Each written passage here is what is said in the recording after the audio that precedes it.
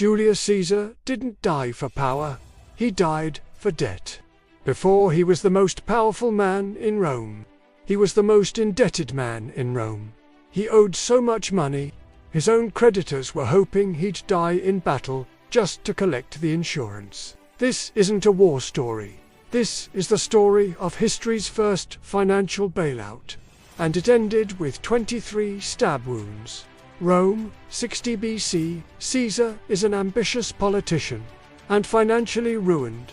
To reach power, he borrowed from one man.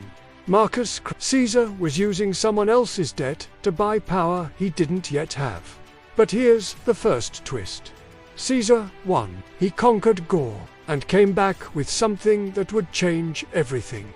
Gold. Tons of Gallic gold.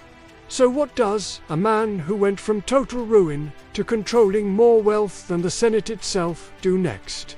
He paid off his debts. Then he did something no Roman politician had ever dared to do. He cancelled the debts of thousands of ordinary Roman citizens.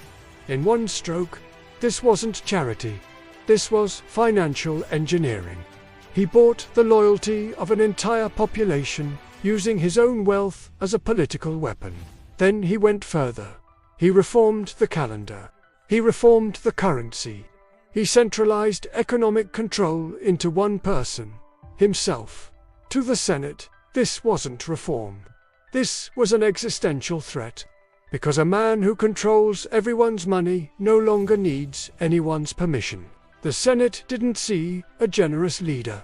They saw the greatest systemic risk Rome had ever faced. So they did what markets do when they fear total collapse. They eliminated the risk.